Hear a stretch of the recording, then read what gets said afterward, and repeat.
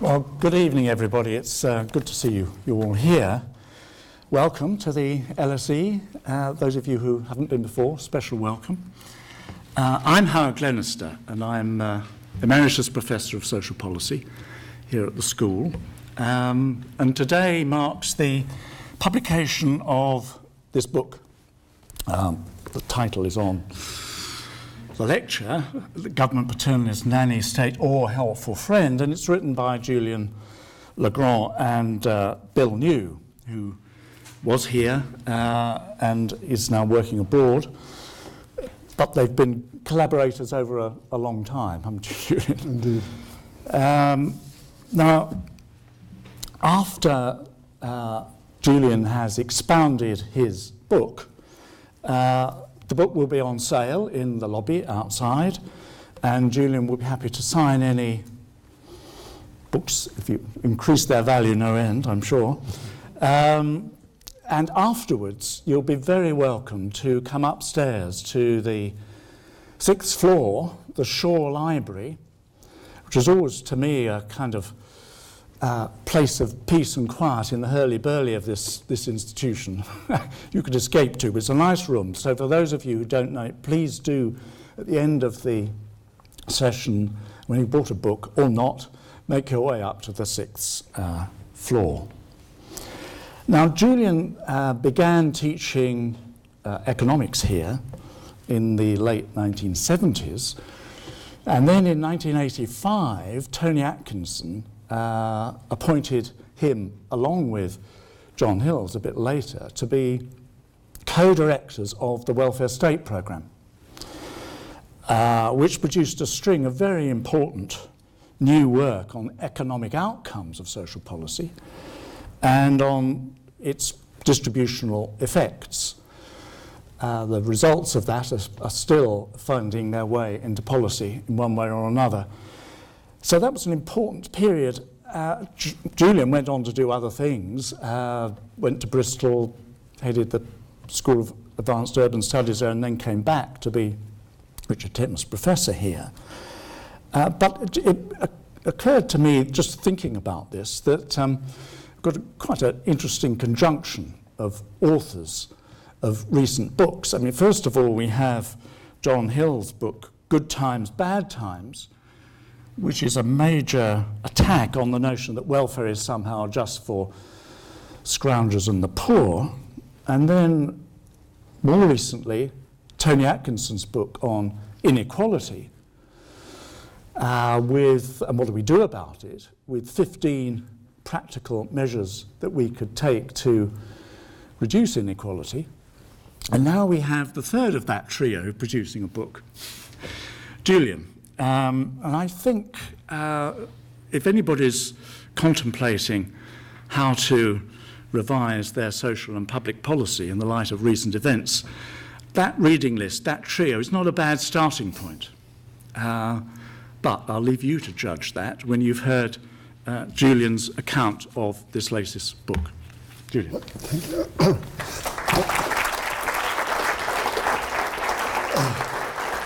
Thank you. Thank you very much, Howard. Is this on? Can people hear? Oh, good. Yes, and I may say I'd compliment those three books by some of the more recent books that Howard has produced, which I say are also an excellent read, an important contribution to social policy.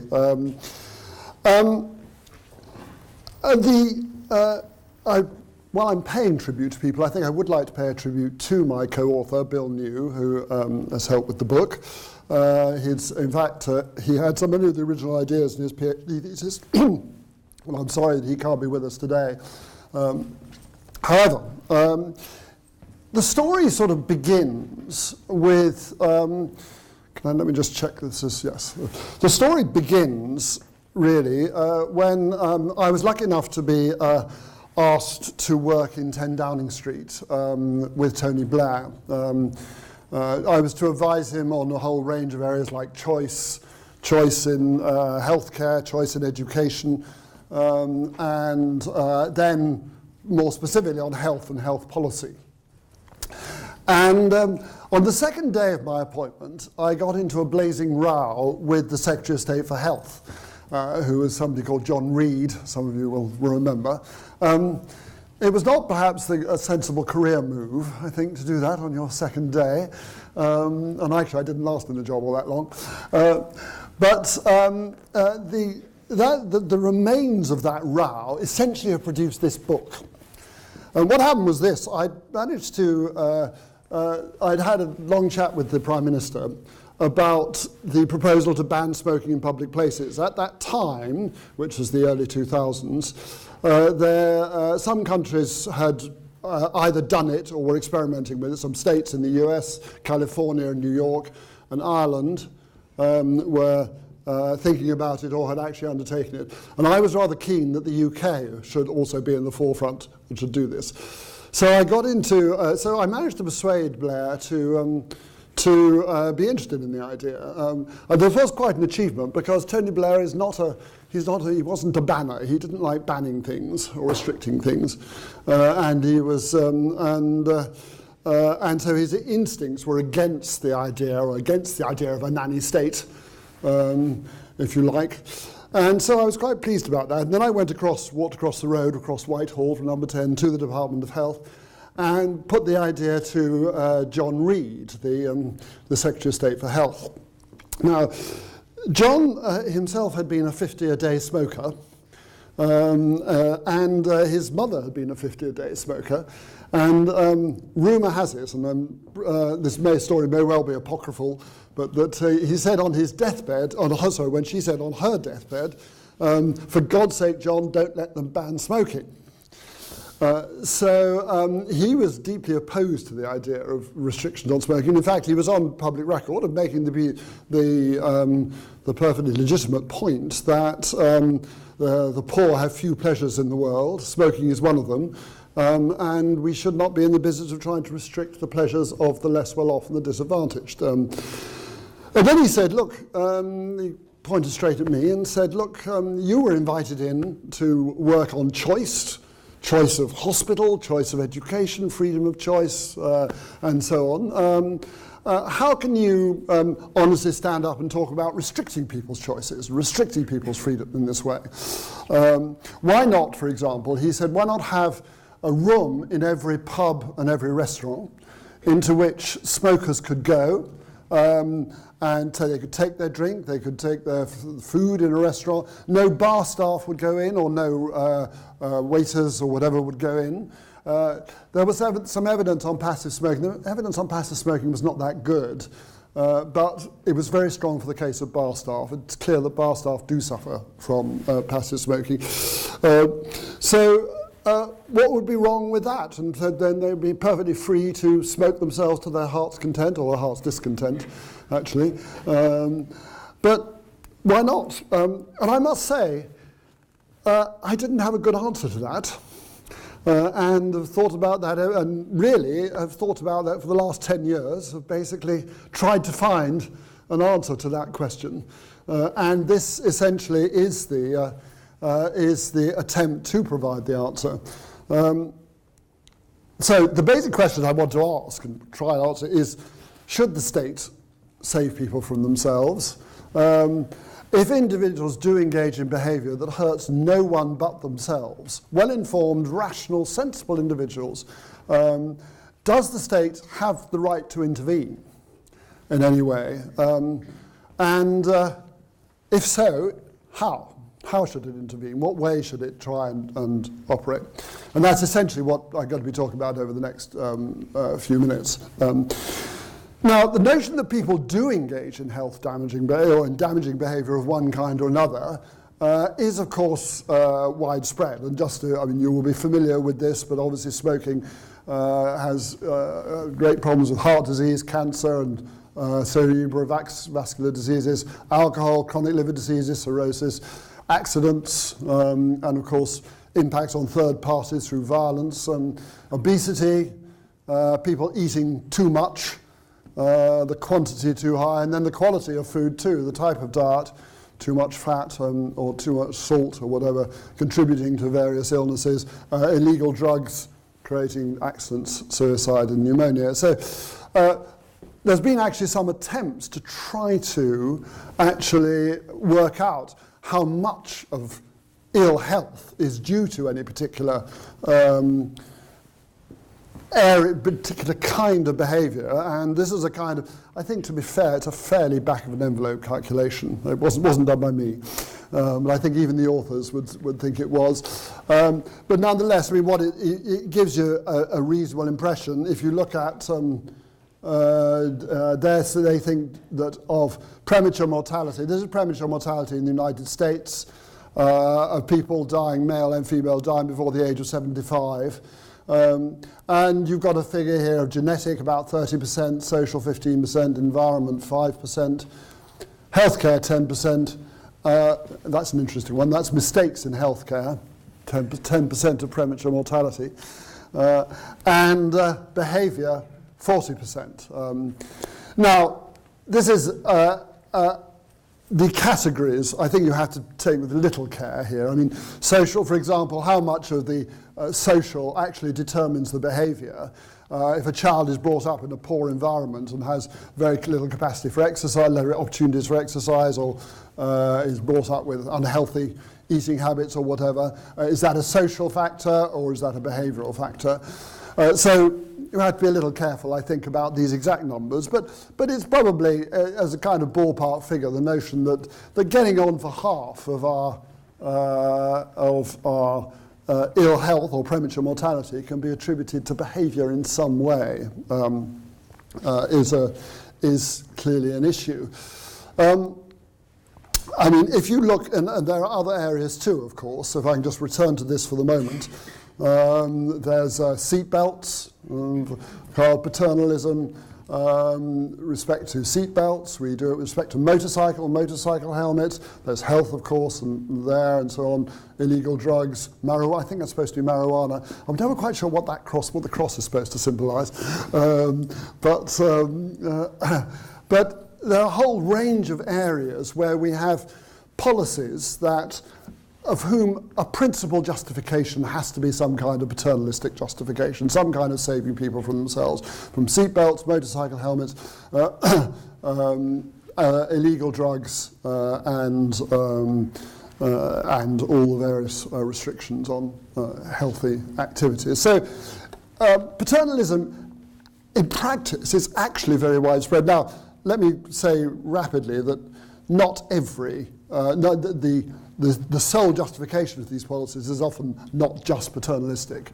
But we go through in the book in some detail, we look at whether we can really say that the non-paternalistic justifications are sufficient to merit the policies, and on the whole we come to the conclusion that there's usually a healthy or indeed unhealthy dose of paternalism in these policies. However, perhaps for that reason, perhaps because there is already a substantial degree of government paternalism going on in our activities, there is considerable opposition to it. And anybody who's been at all involved in public health or whatever will be aware of this, when you tend to get invitations such as this. This is an invitation I received while I was still working at Number 10 to a champagne barbecue. You may not be able to see all of it, but it says smokers are welcome. The nanny state is definitely not welcome. Free CD, you can't do that. It's produced by Forest, which is a pro-smoking group, and the warning that big government is watching you eat, drink, smoke, or even think, and that's reinforced by what was on the other side of the card, which was this particular measure: don't eat, don't drink, don't smoke, and it implies you don't think. And there clearly is, in some sense, a strong belief in parts of British society, and in parts of every society, that there is a nanny state. That nanny state is already too invasive, and it must be restricted at all costs, and indeed maybe even rolled back. And it's not just, in some sense, cranks who think that. I mean, it stems really from one of my intellectual heroes, which is this man, John Stuart Mill, who wrote in his in his famous book on liberty about the harm principle. And the harm principle was this, that the only purpose for which power may be rightfully exercised over any member of a civilized community against his will is to prevent harm to others. His own good, either physical or moral, is not sufficient warrant. And put that way, it has a sort of fundamental plausibility. I mean, it's the John Reed point, written in a more general and probably more articulate fashion. So the question is in some sense John Reed and John Stuart Mill wrong? That there is a sufficient warrant to justify a nanny state or to justify a degree of paternalism involved.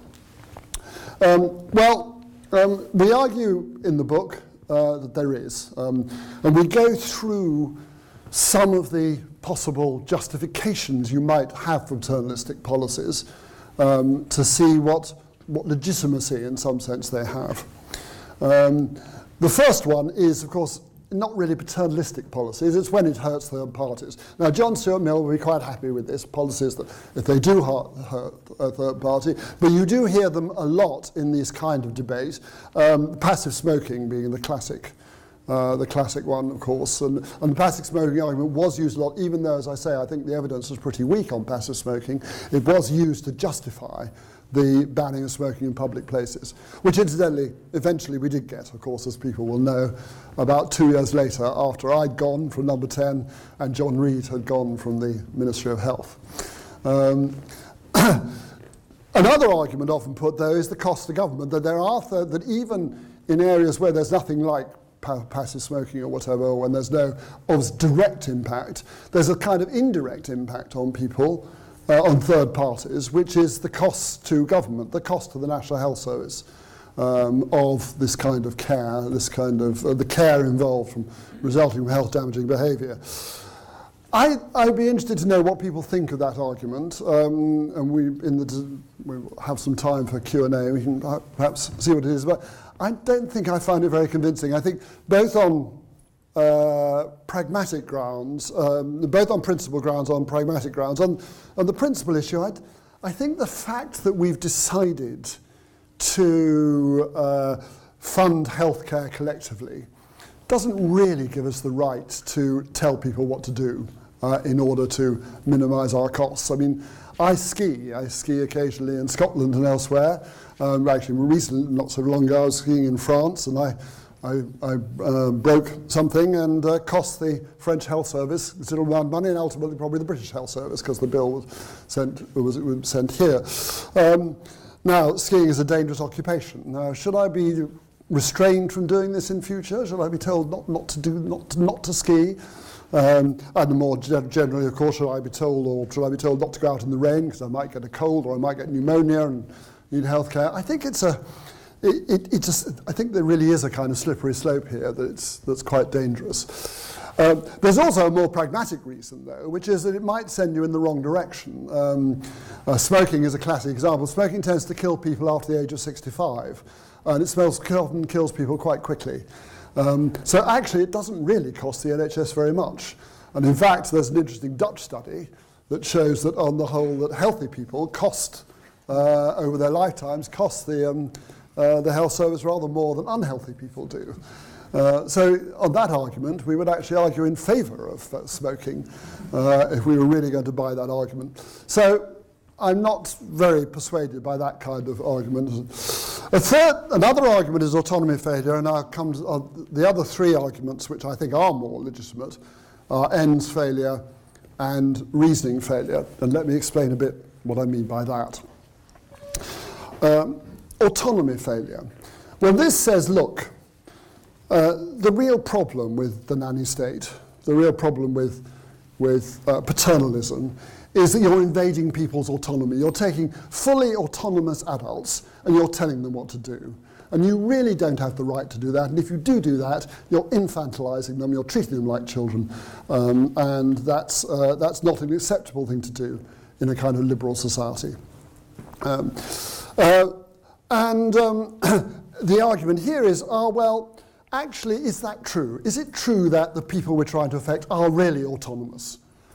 Are they really autonomous? And there are clearly categories of people whom some people would argue are not autonomous, children being the obvious case. And of course, paternalism has an echo of parentalism, where we do decide on behalf of other beings, such as children, that we will intervene and save them from their damaging health or their self-damaging decisions.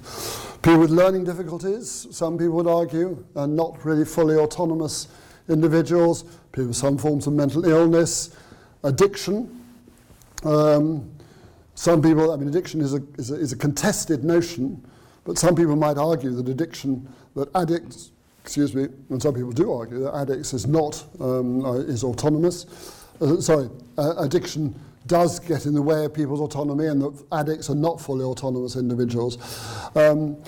I think, again, I don't find this argument very convincing. I think clearly, in the case of very small children, that is a case for saying they are not autonomous individuals, but we are now increasingly moving to a period of children being considered as closer to autonomy or with greater autonomy the older they get. We're now proposing voting at 16, for example. So in children's rights, there's a well-developed literature, a well-developed concept on that. People with learning difficulties, the same. Interesting developments of keeping people with learning difficulties their own budget to coordinate their own care. Clearly regarding these individuals as autonomous individuals. Mental illness, the same, and addicts, as I say, I think many people would argue that addicts are not people who are fully non-autonomous, but of course there's an element of autonomy. So again, I don't think how much autonomy failure really justifies paternalism. I think it's quite difficult to get very far trying to justify interfering in people's lives on the grounds that they're non-autonomous. And of course, whole areas such as seatbelts, motorcycle helmets, and so on. It'd be hard to argue that the people who operate in those areas are really suffering from any of these problems. Well, I suppose some people might argue for motorcycles, but maybe not.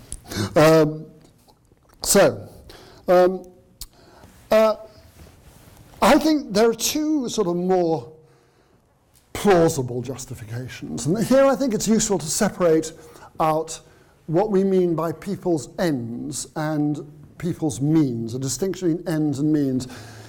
Everybody has a set of ends, a set of aims, a set of things they want to achieve with their lives. It could be a set of values, a set of principles, something, it could be quite simple, or quite broad, like they want to lead a happy life, or they want to lead a healthy life. It could be more specific, like they want to give up smoking, e.g.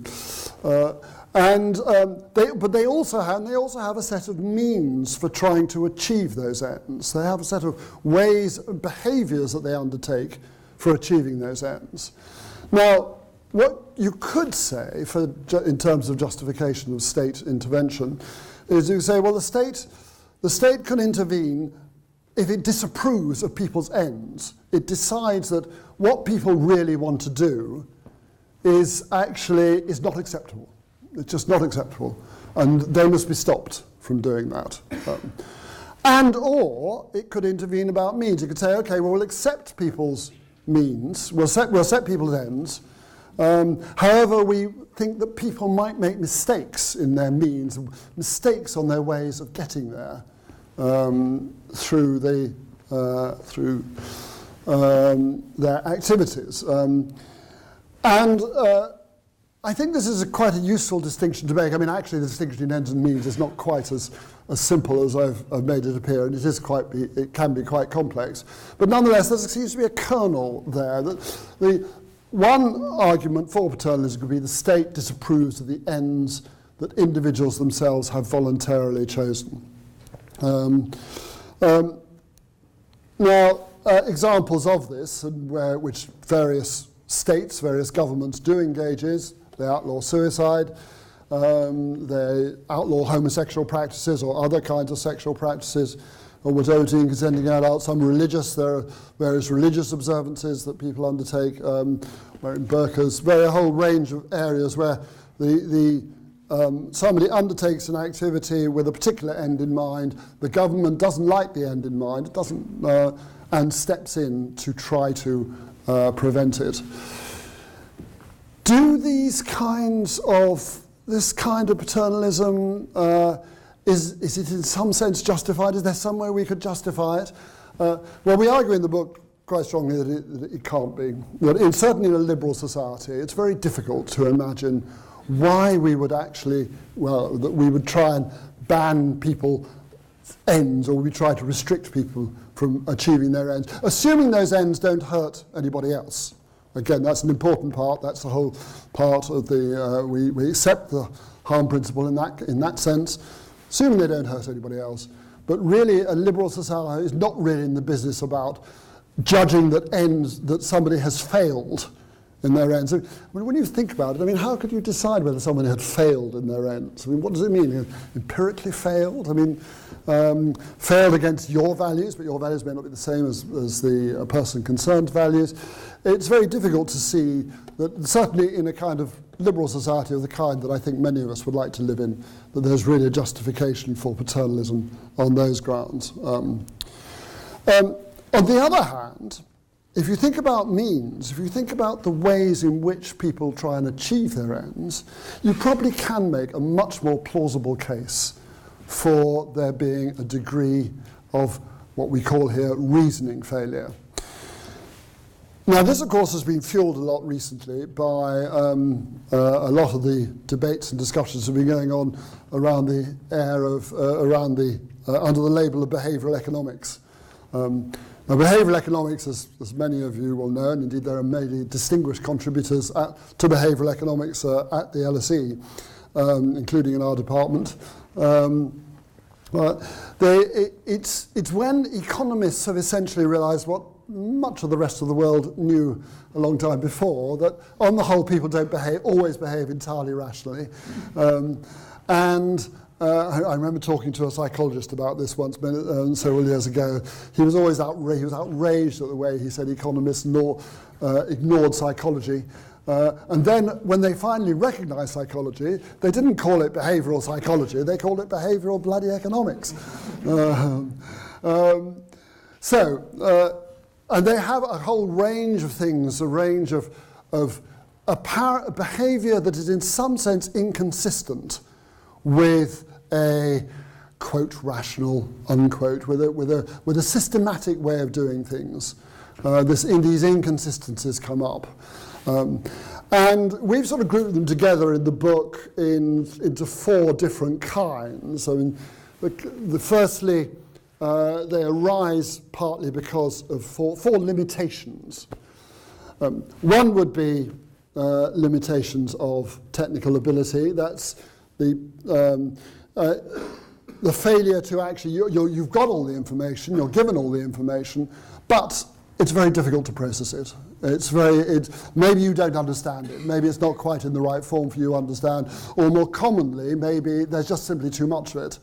In Switzerland, they have a sort of semi-private healthcare system, and you have to choose every year for your health plan, and you have a choice of 90 health plans. Now, a health plan is a very complicated business, and actually trying to seriously choose that is extremely difficult, and you get a kind of decision overload with too many choices. Pensions might be another example.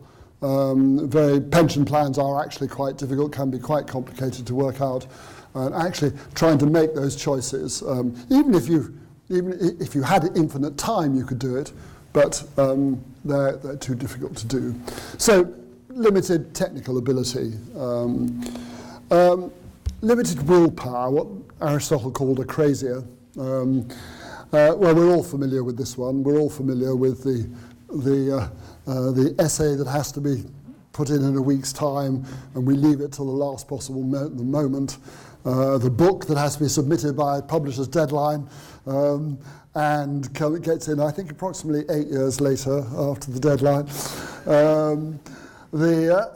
The procrastination is such a... Well, I'm looking at my publisher in the front here, that's why. The purpose of that particular allusion.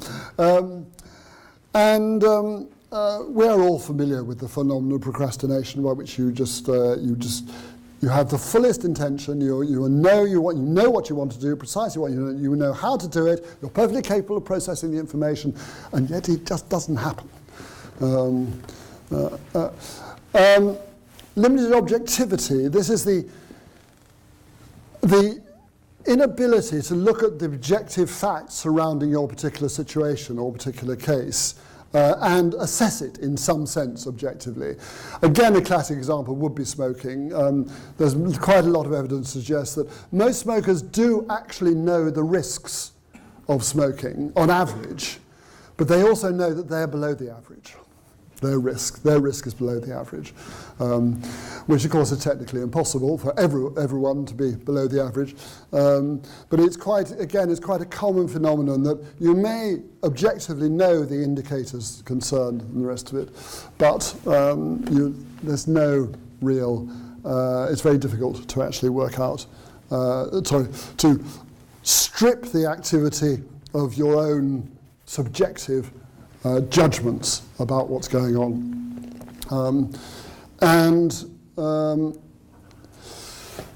This, I think, is perhaps even the most important of all.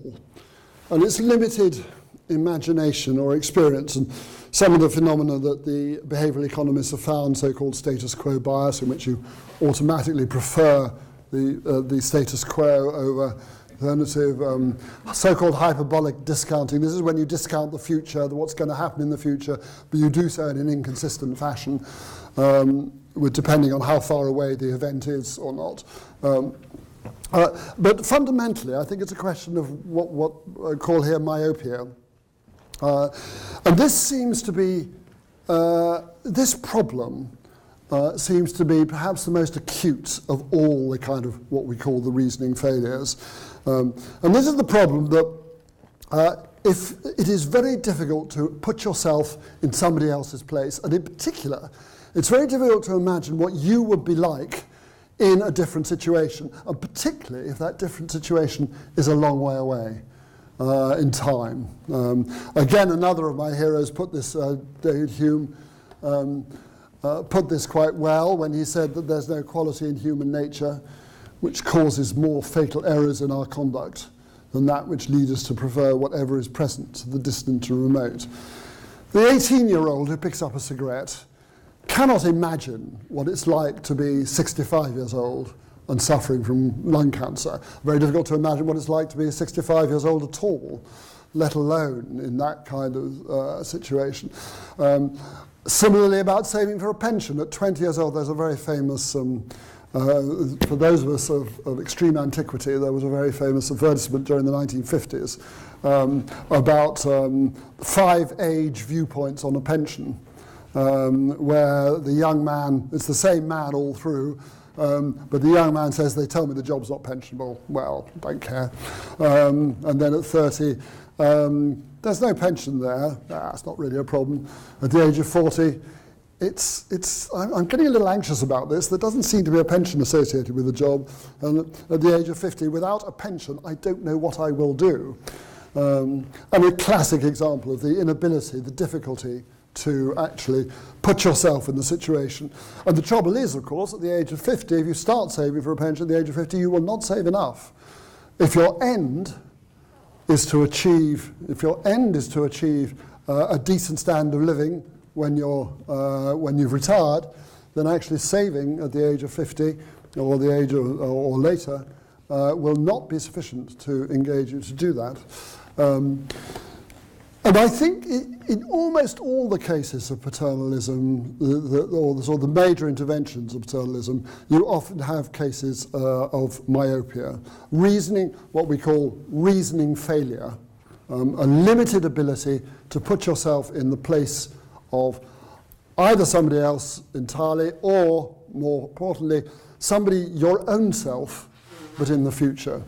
And in that case, it does seem to me that there is a case for actually intervention. So that's the sort of fundamentals of the argument, that probably that if you hurt third parties, well, there are a number of rather dubious arguments around there that often pulled around under the label of paternalism, but aren't really paternalistic and probably don't hold water very well anyway. There's the argument about autonomy failure, well, saying most people are not autonomous and therefore you're not really infantilizing them, you're not really invading their behavior or whatever. Again, not an argument necessarily find convincing, even with respect to the categories that people put up. And certainly there do seem to be large numbers of people who don't fall into any of those categories, even if you buy those. Ends failure, where the state says, okay, we're going to intervene to stop you achieving those ends because we, i.e. the people who run the state, don't like those ends. Again, probably not acceptable, at least in a liberal society, as a way forward. On the other hand, reasoning failure, that's a failure when people fail to achieve those ends, when people fail for a number of reasons, where it's limited technical ability, limited objectivity, limited willpower, or most importantly, limited imagination or limited experience, the inability to actually get, then I think we do have clearly a case for the state to intervene. Now, however, we would like to have, we can't really stop the argument there. There are a number of points, and I'm not going to be able to go through them all, actually, I don't think, about whether we might say that the state should intervene because individuals fail. However, there is still raised another question. Can the state intervene, or can the state make things better? Won't the state actually make things worse? And indeed, some of that's part of the nanny state argument, or the people who object to the nanny state. They say, well, actually, the state will make this. We accept, all right, there is a case for state intervention, but the state actually may well make things worse. We do need to think about, well, how can the state intervene? And I think we also have to accept that there will be some intervention in people's autonomy. There will be some. It is very difficult to conceive of a form of intervention designed with the best possible intentions to raise people's well-being, but that does not actually interfere, at least to some extent, in people's autonomy. And really, I suppose what we're after is actually a kind of intervention that does raise well-being, that's effective at raising individual well-being, but does so without intervening too much in people's autonomy. Well, what are the various ways you can do it? Well, a classic one, of course, is the provision of information. Maybe you provide the information in a way, maybe if the problem is too much information, you provide the information in a more helpful way, a way that actually in some way does actually assist people to be aware of the consequences of their behaviour and to change their behaviour accordingly. I don't know whether there are any public health physicians in the audience. I tend to call this the leaflet school of public health. They believe basically that you hand out leaflets to people and it solves the problem. I caricature, but it has to be said there's not a great deal of evidence, at least in the health field, that health education works. There are one or two well-publicised examples of interventions. In Finland, there was a very resource-intensive intervention to actually stopping people in the streets and trying to get them to change their behaviour with respect to heart disease. But on the whole, there isn't a great deal of evidence that actually the provision of information really works as a device for this is what actually most governments like to do. They like to go further with the provision of information. Most types of intervention actually usually involve some form of restriction, some sort of banning or regulation.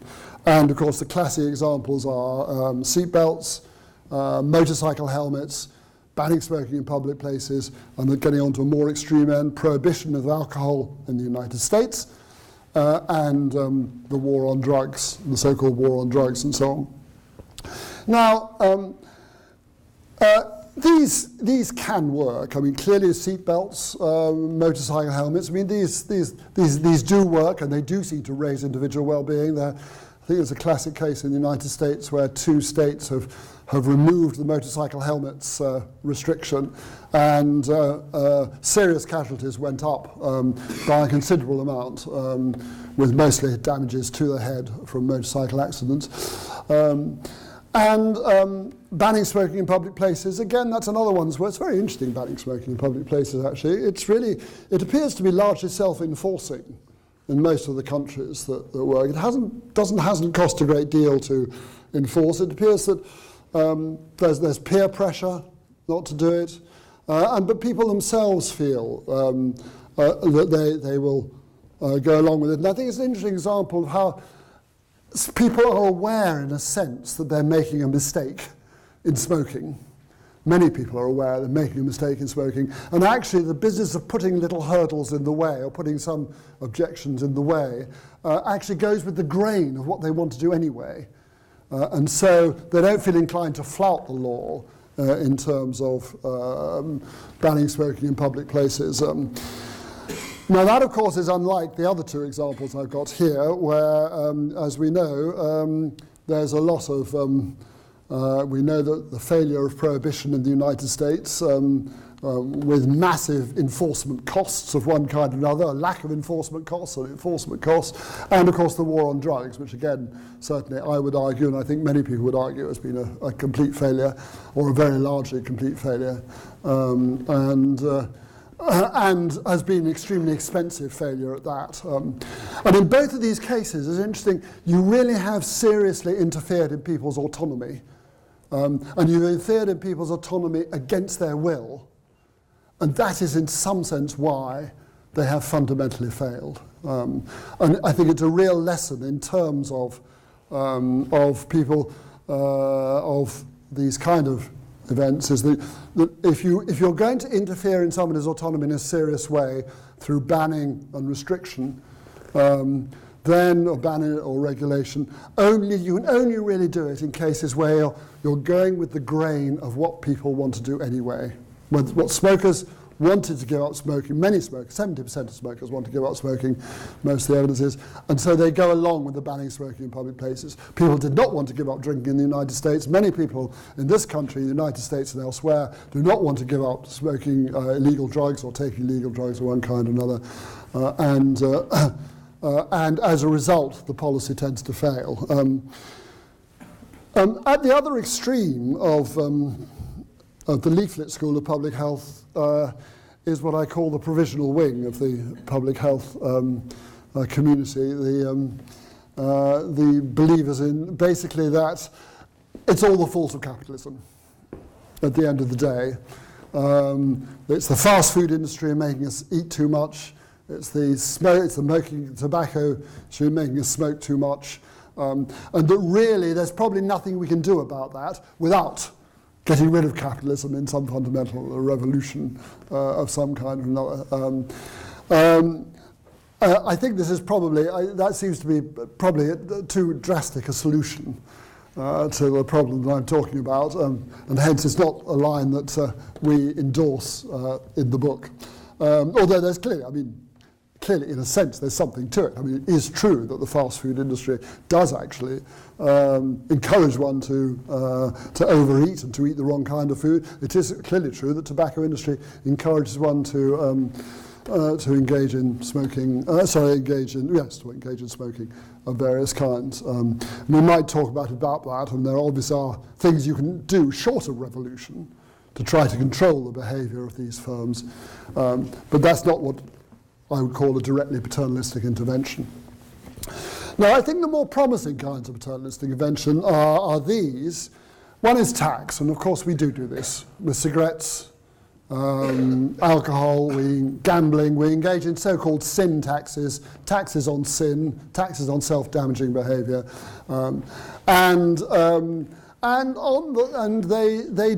it does tend to work. Most of the evidence is that actually if you raise the tax on cigarettes, what the price elasticity of demand is such that people do tend to reduce their smoking, similar with alcohol. And also if you lower the price of these things, actually you do increase the demand for them in true, straightforward economics fashion. I suppose the chief argument against tax, another advantage of tax too, is that unlike the restriction and banning and so on, another advantage of it is that it doesn't close off people's autonomy. People's autonomy, with the restriction case, it's officially closed off. They cannot undertake the activity. With tax, it clearly, in some sense, restricts people's autonomy because it actually reduces their disposable income. But it doesn't actually close it off. If you still want to practice cigarettes, you can go out and get your cigarettes. And so it's not interfering in people's autonomy to that sort of fundamental extent. I suppose the chief argument against tax is that, for many of the activities concerned, is its regressive nature.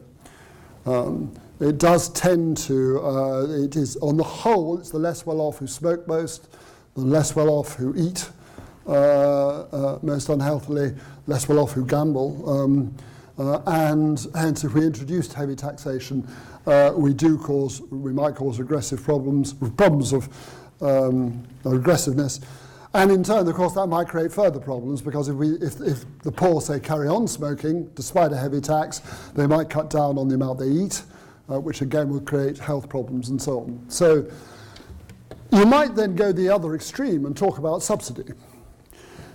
Now, we do subsidise activities for paternalistic reasons. The most classic case is subsidy to the arts, which it's hard to argue, or public service broadcasting. It's hard to argue there's very much a reason for that other than some kind of paternalistic reason in terms of trying to encourage people to consume something they think is good for them. I suspect it's probably an ends failure, paternalism. That's to say, we think people ought to have superior educated ends in some form or another, and so we try to encourage people to go.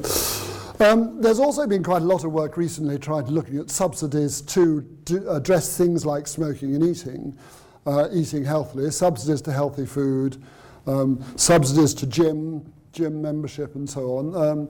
The evidence, I think, on the whole is that it can work. It can work. But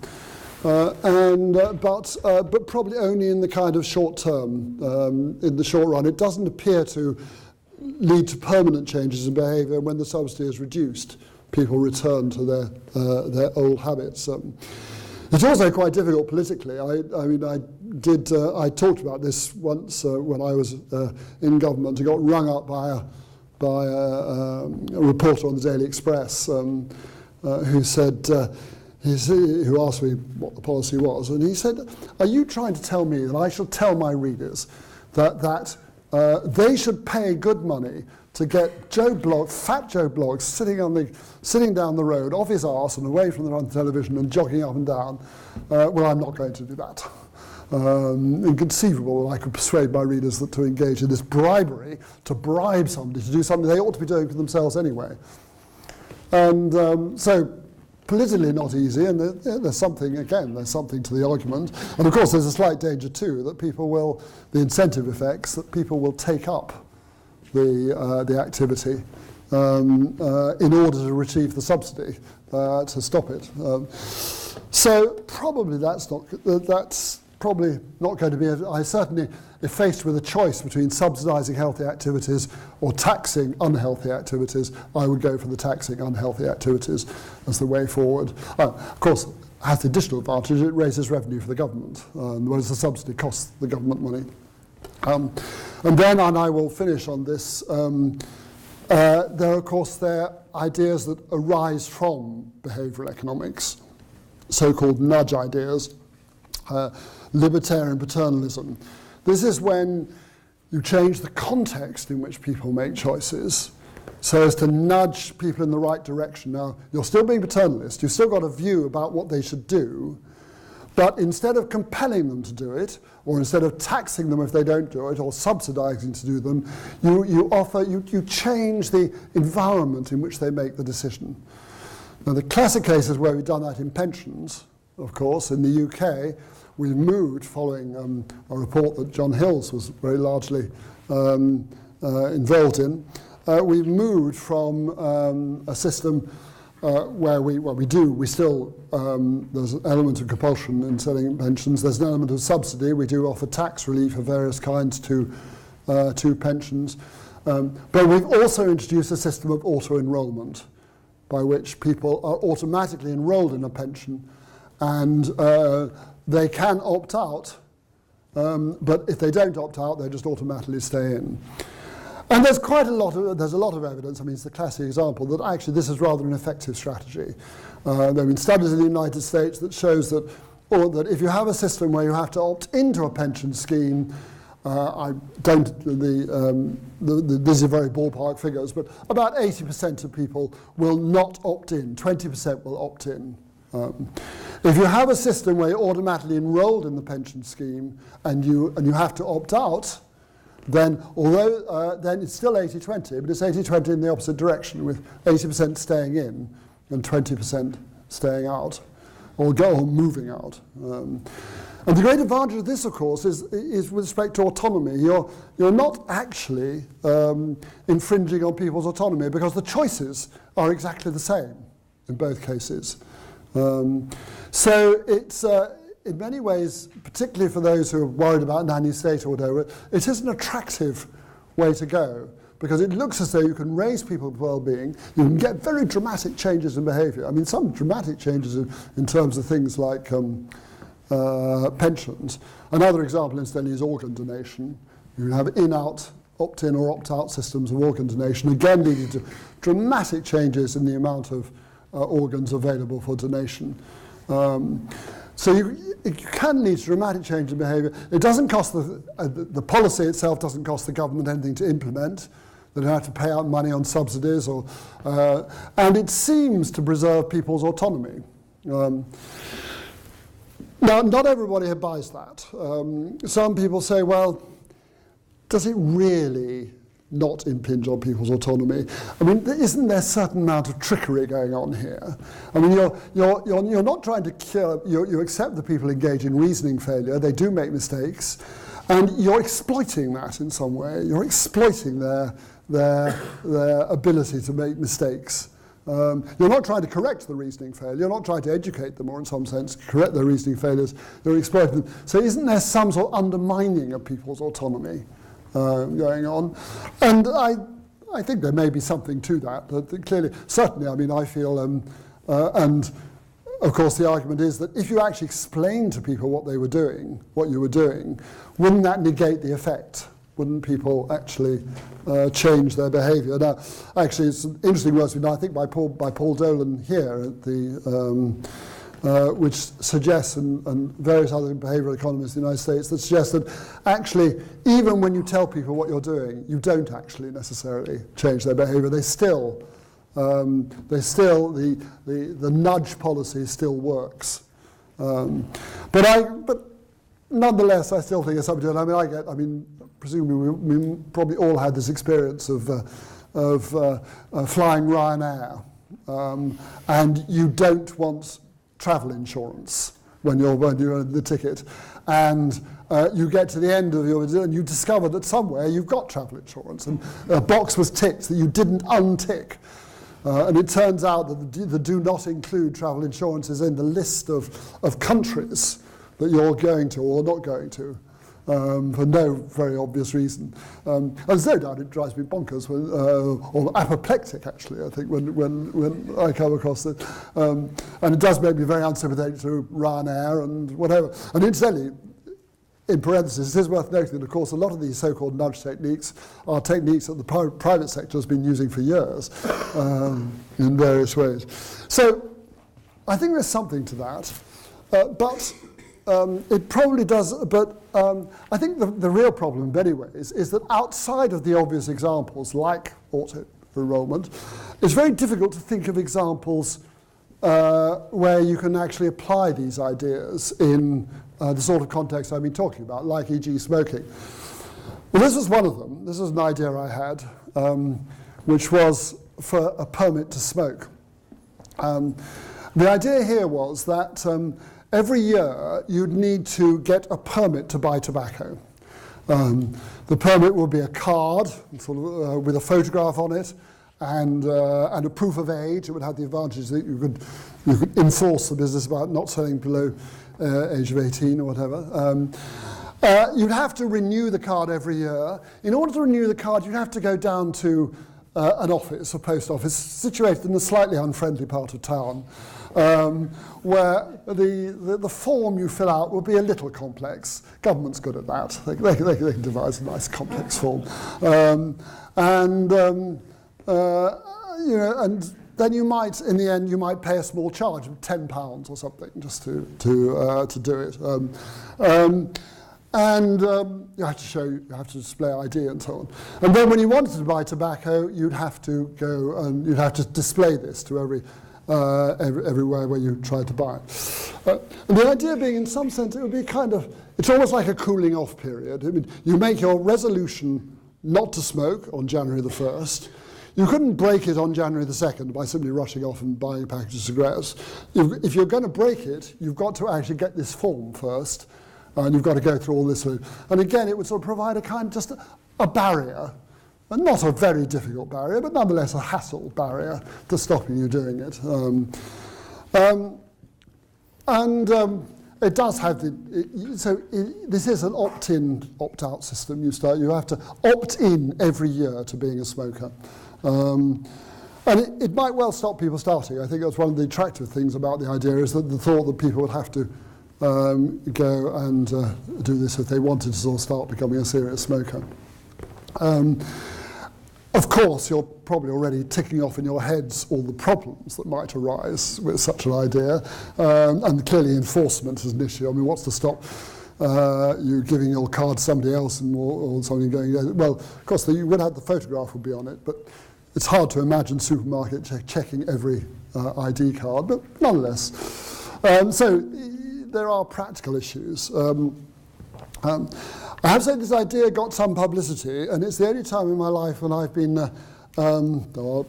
monstered by the tabloids. They had a field day with this one. They really liked it.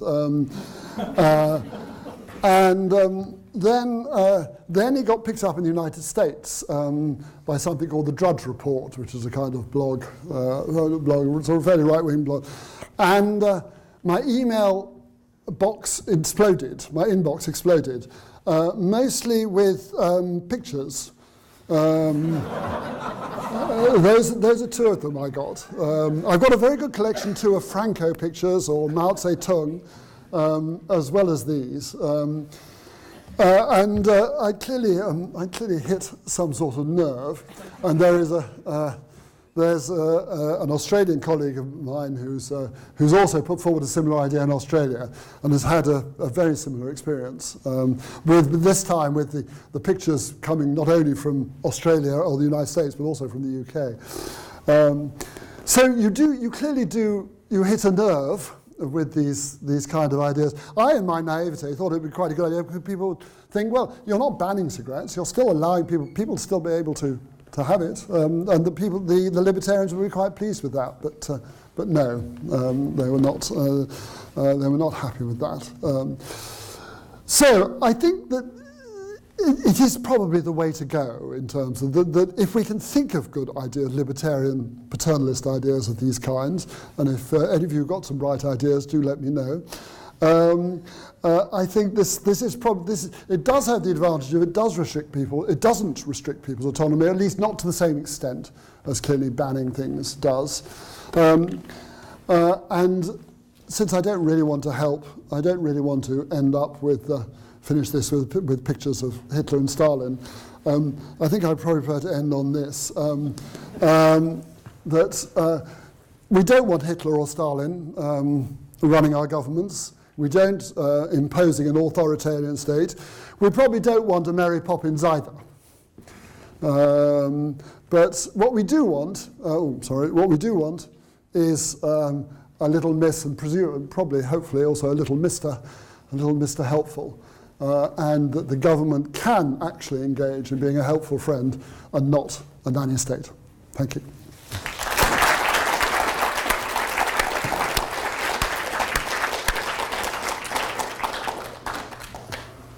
well, I'm sure there'll be some reactions to the propositions that Julian's been advancing.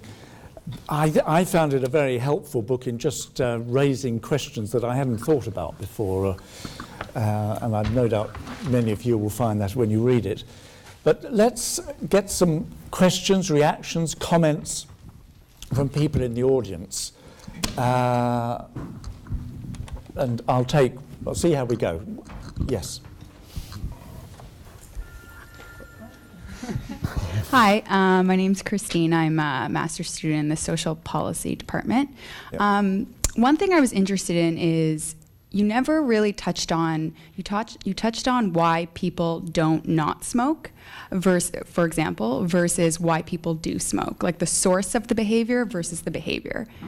And I'm thinking, how would that actually, if you switch the focus, how would it change the intervention? For example, why do people smoke? Well, one, there's a physical dependency. Two, it might be stress. Three, it could be lack of education and understanding how it impacts actually, their health later on.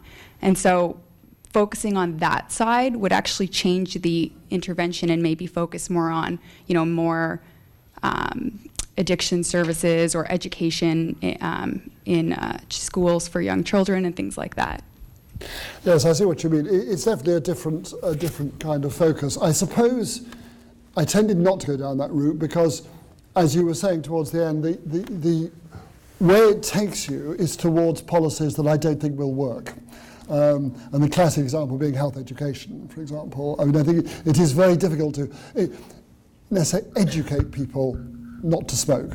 Not impossible, but very difficult and not likely to work, in my judgment, compared with some of these other policies. So I suppose I would really, on the whole, I suppose, to be fair too, that when I talk about subsidy policies, that is actually trying to encourage people to engage in positive activities and trying to earn.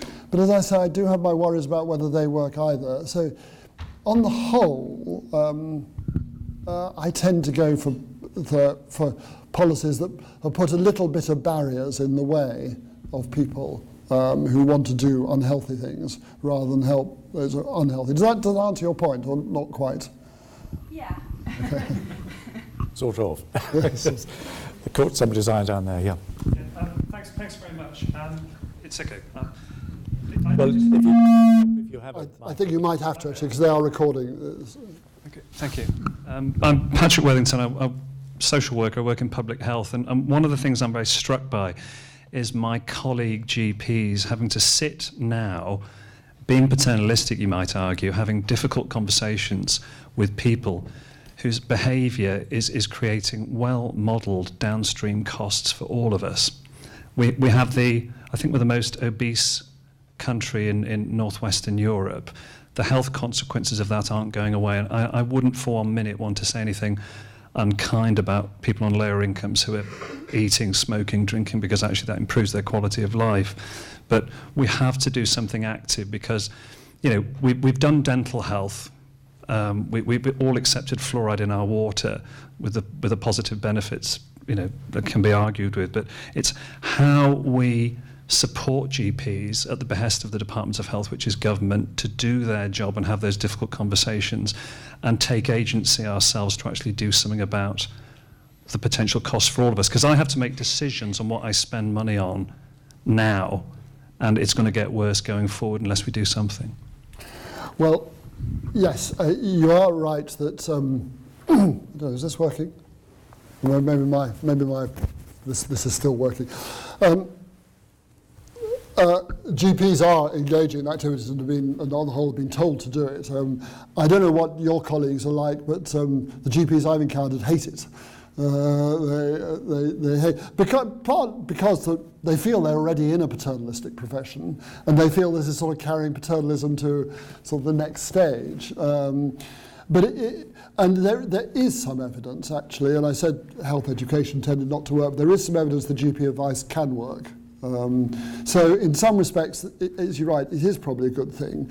But it is interesting, you moved on to take the argument about, well, people have to take some responsibility for themselves. And of course, that's very much the argument that you do get the libertarians using. They do say, look, by engaging in this kind of heavy-handed paternalism, and so many patients do feel it's heavy-handed, you are actually, you're implying that in some senses that people have got to take their own responsibility for themselves, and they've got to be responsible adults. And if you engage in any more kind of paternalism, you're going to infantilize them and the rest of it. And it's a difficult one, because there's clearly something to that. There's clearly something we would like people to take responsibility for themselves. I think, as I say, I just think the best way to do that is to put, going back to your question, I think, is to put barriers in their way. They take responsibility for themselves, but you just make it a little more difficult to take the irresponsible route.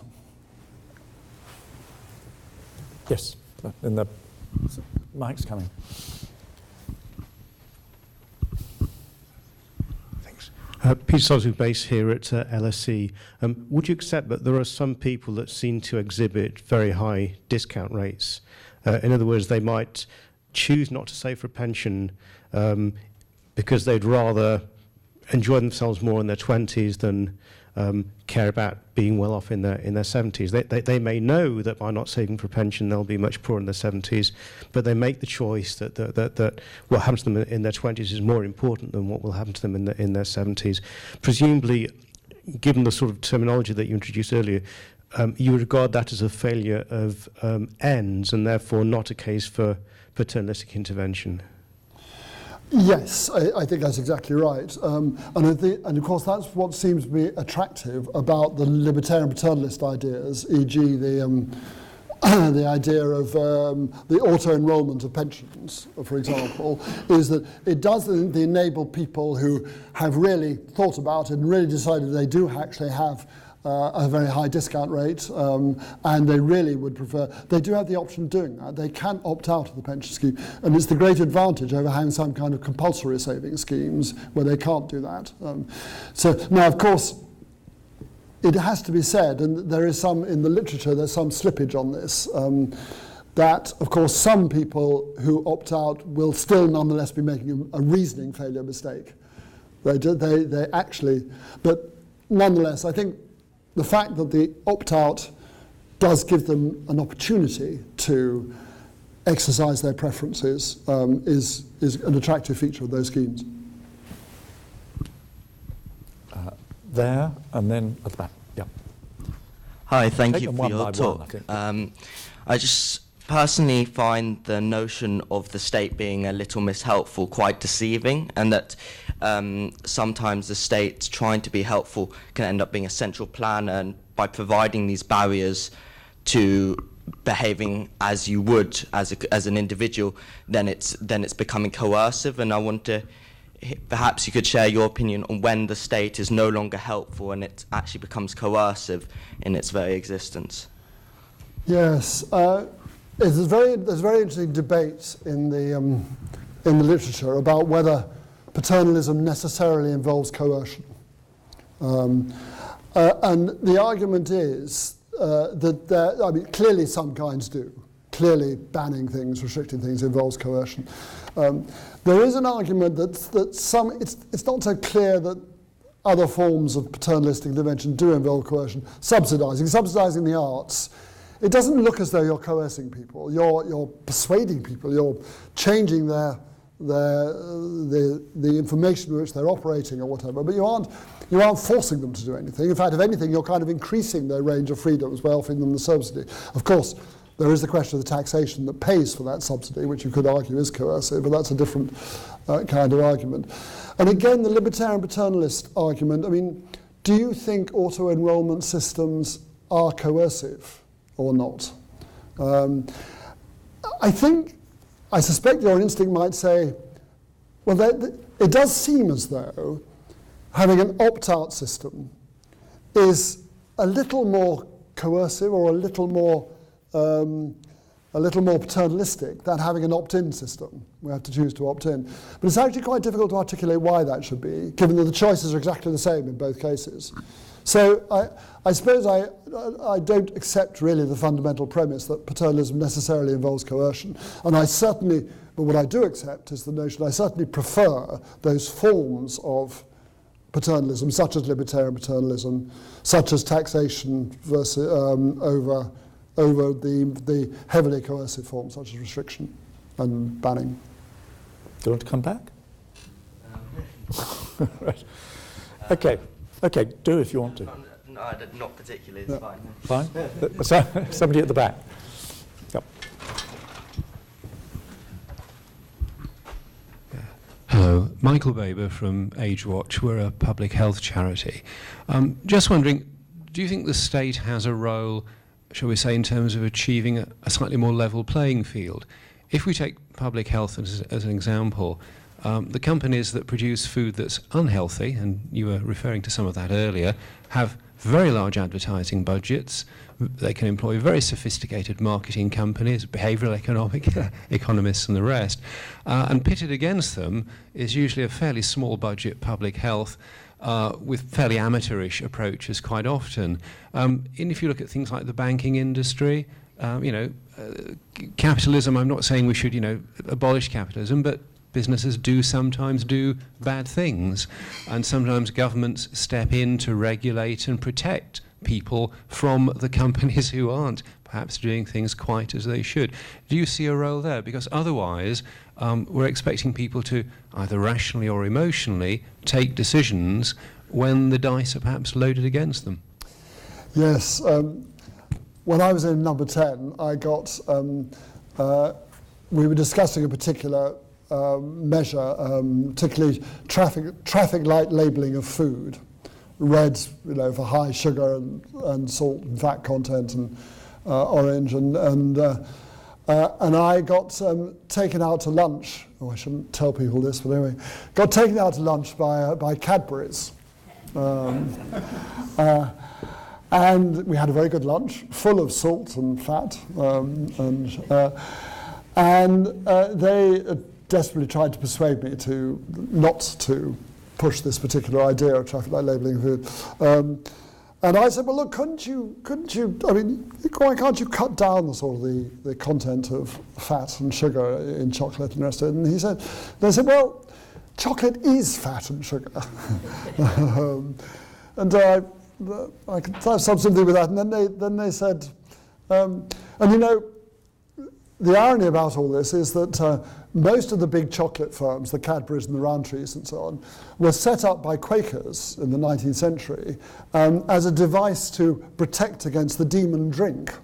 And now we're the ones being demonized. And I had some sympathy with them. But nonetheless, I mean, the general point you make is right. And of course, in some senses, you don't need a paternalistic justification to justify the state, because even on John Stuart Mill lines, you can say, look, there is one group of agents in the economy, in the society, that is inflicting harm upon another group of agents. So that's the tobacco firms or the chocolate firms or whatever are inflicting harm upon a third party. And the state then has a responsibility to step in to try to prevent that. So I would never say that my arguments or the arguments here that we've been using in any sense run against having the state engaging in precisely that kind of protection you're talking about.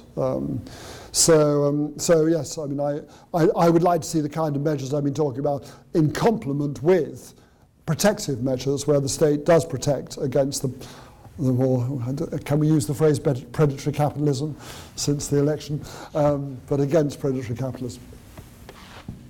Well, incidentally, we never got traffic light labelling through because it turned out to be a European Union matter. It's a single market issue. Another argument for UKIP, yes. Yes. Hi, I'm Sebastian Newman. I'm a master's student here at LSE. I read a paper about an approach called think instead of nudging, the idea of educating people to make informed decisions, and you touched on that earlier. How would you think, is it even possible to provide people with these informations to make informed decisions without being paternalistic? Because when you frame and provide a context, you're kind of selecting information also, aren't you? Yes, well, it's quite interesting. And for those of you who are interested in looking at it, there is a book called, I think, Think, Nudge, Nudge, Think. Obvious allusion to a certain television program. But, and their argument is very much that the problem with the nudge, the libertarian paternalism ideas, is that they exploit people's reasoning failure. And what we should be doing is educating people, is trying to overcome these reasoning failures by engaging in more deliberative mechanisms. Again, it's quite easy to sympathise with that, or you can see the idea there. The problem is, I think, the sheer practicality. I mean, their idea was very much a kind of deliberative democracy, that you get groups of people to sit down and try to overcome these various problems, like limited imagination, limited objectivity, and so on. There were just two things that struck me about it. Was that I can't see why people engaging in a kind of collective meeting would still not nonetheless suffer from these sort of problems. You would still get, I can't see how somehow the collectivity would mean that they would overcome the problem with limited imagination and limited objectivity and so on. But also the sheer practicality. I mean, I can't imagine how we would deal with problems like too much fat and sugar in chocolate by some deliberative mechanism. So, I mean, on the whole, I thought that although I can see the intuitive attractiveness of what they said, I just don't think it's really feasible on practical grounds. Any more comments, reactions? Yes.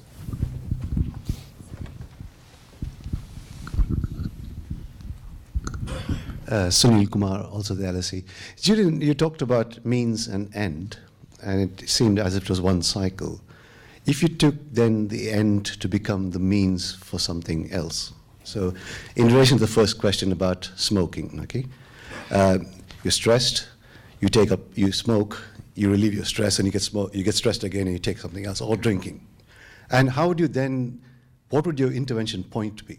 At which point of the ends or which point of the means? Because the underlying issue is something else, yeah? And also the means, the means for ends could be multiple. It's not just a singular. So, a combination of alcohol and tobacco, right? So the policy interventions can't be, in a sense, singular when some of these problems are more complex.